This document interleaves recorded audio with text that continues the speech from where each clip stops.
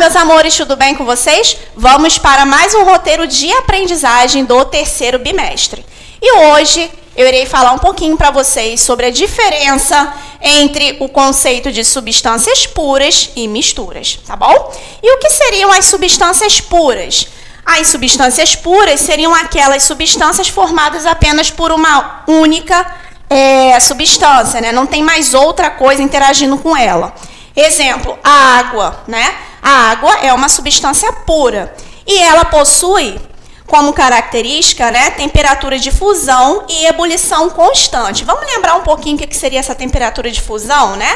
Seria a temperatura no qual, né, a água ela passa do estado sólido, né, para o líquido. E a temperatura de ebulição seria a temperatura na qual, né, a água ela passa do estado líquido para o estado de vapor.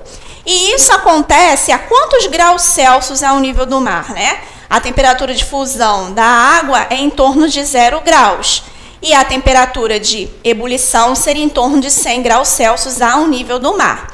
A sua densidade também, né? Ela será constante, que seria em torno de 1 grama por centímetros cúbicos. Então, essa é uma das principais características, né, das substâncias puras. Possuem temperatura de fusão e ebulição constante, ou seja, esse valor não muda ao nível do mar, lógico.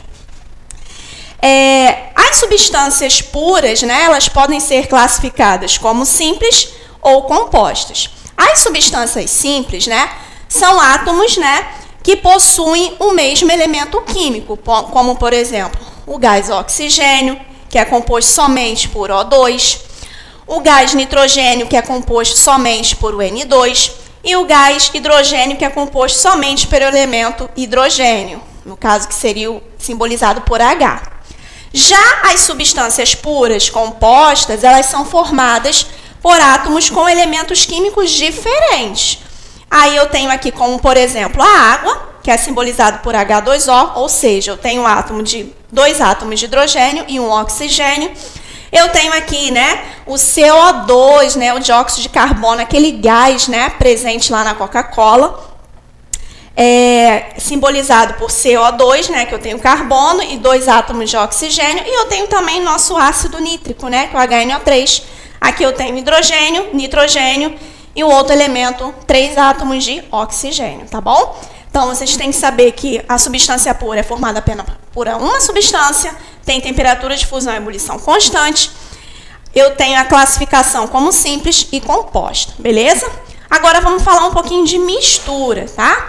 As misturas, elas são compostas por 2 ou mais substâncias interagindo, né, no meu sistema.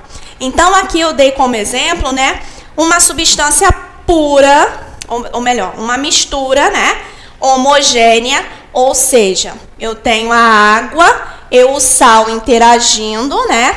Claro que esse sal ele tem que ser em pouca quantidade para poder se dissolver na água, né? E eu vou ter a formação de apenas uma única fase, né, visível a olho nu. Então, essa única fase visível a olho nu, nós chamamos de misturas homogêneas.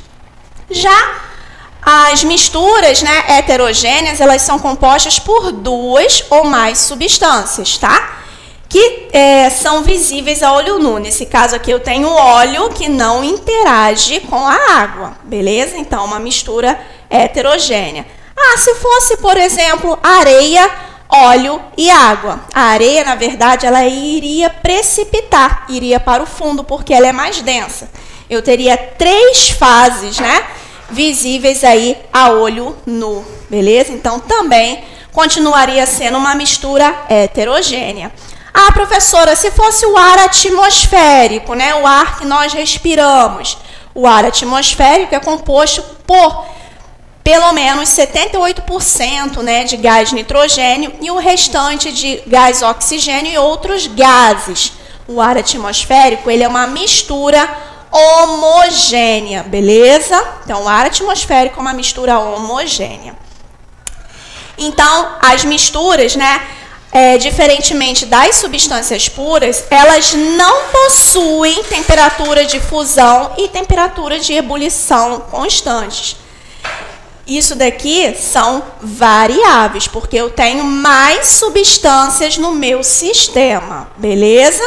Então, estudem, tá bom? Façam tudo com muita calma, muita atenção e beijos, beijos. Até a próxima aula.